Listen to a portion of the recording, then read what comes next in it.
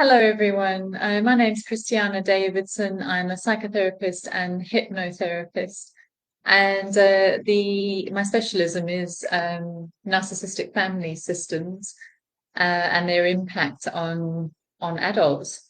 Um, and the topic for today is the engulfing mother. Now, if you had an engulfing mother, you know it. Words like overbearing, smothering, those will resonate with you. And if you haven't had this experience and you'd like to know more, there's a fantastic series called Smother, which gives an incredible insight into just how toxic these relationships are. So let's unpack it a little bit more here. The engulfing mother is one who is very involved in your life.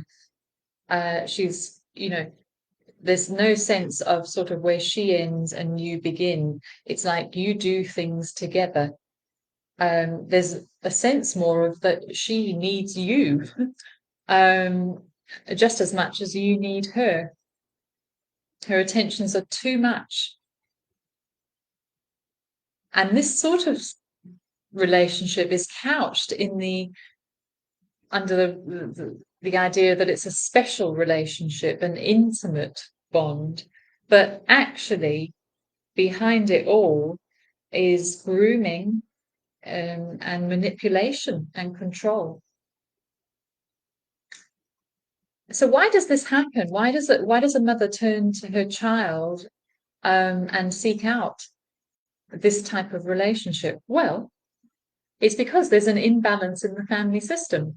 The mother is feeling unable to connect with her spouse, and often she feels a sense of unsafety in that relationship. So she seeks to find her comfort and soothing and safety in one of her children. And this child then becomes her extension. Now, an extension is not like what could we say, a handbag or something that she has extra to herself. An extension is actually part of her. It's as if she maintains the umbilical cord psychically.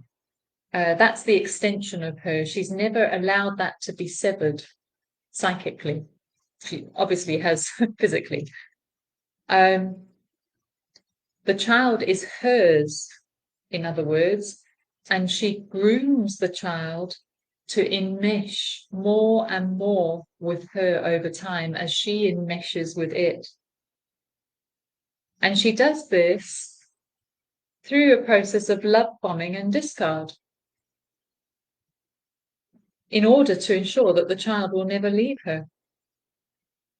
So she, on one hand, she'll be praising the child for all the things she needs the child to be.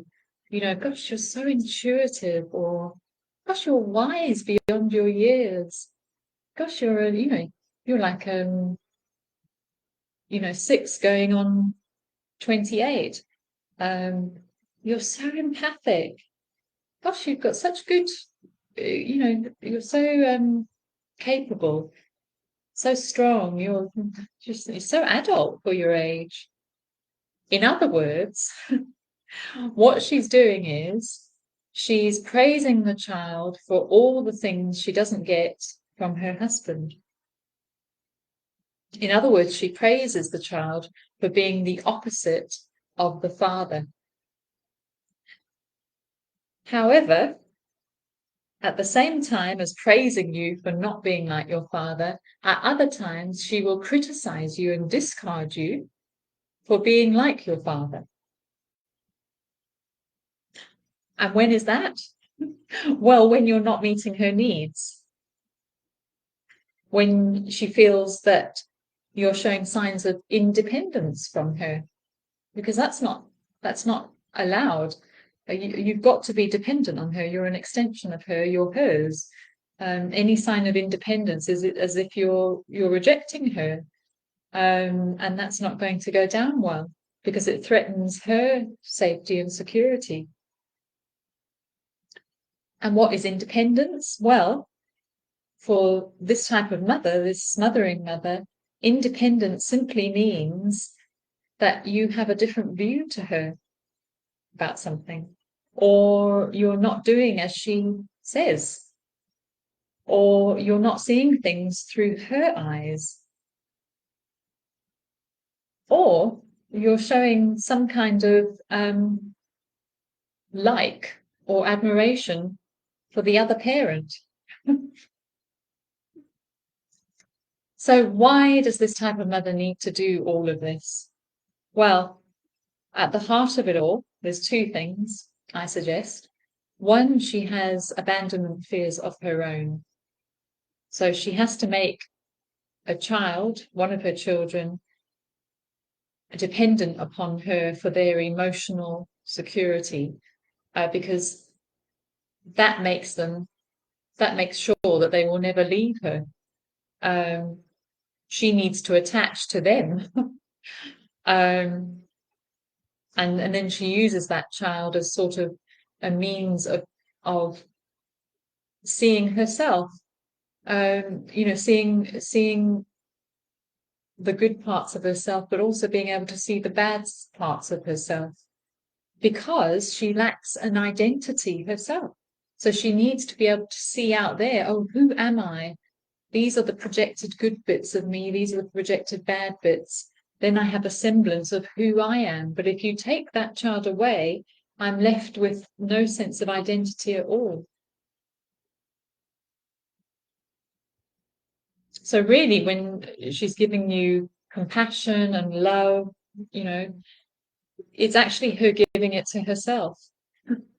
This is the narcissistic part of this relationship, because you are her extension. So any attempt to not be like her is going to evoke rage, narcissistic rage, whether that's expressed or it's that internal smoldering rage that many of my clients can feel and sense and see sometimes. And it will be met with further control methods to try to force you back in line. And those are generally come down to guilt and fear. And common ones, alongside those two, are to create self-doubt in the child. Self-doubt about their own opinions, self-doubt about their own decisions, self-doubt about their own self-confidence. And that's what it's about, really. It's about ensuring that your self-confidence is dependent upon her, because when that happens, the person has complete control. And she does this also because, she herself was in a dependent relationship, more than likely with her mother. And so this is the multi-generational transmission then of these narcissistic systems. So our responsibility as adult children of these family units, we got to break free. We got to break out of the dependency, and we've got to. It's not an easy one, this, because the feelings of guilt and shame are enormous when you've been so enmeshed with somebody else. And it takes great courage, and I'm so privileged to work with so many courageous clients who go through my course, which is both talk therapy and hypnotherapy, because it's there that we need to break the psychic bonds. We absolutely have to.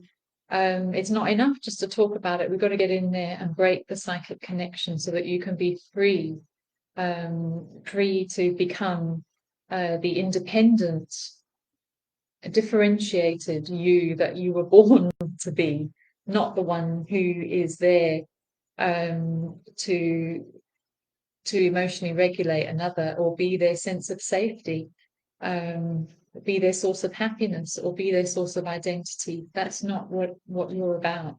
Your mission is far greater. So I would love to accompany you if that's something you're feeling the call to do. Check out my Calendly link and you get a free consultation with me. Book yourself in. I'd be delighted to hear from you. And if you're watching on YouTube, please do like, share, and subscribe. Thank you to everyone who has left comments. It's really wonderful to hear from you and hear your experience as well. Thanks, everybody. Take care.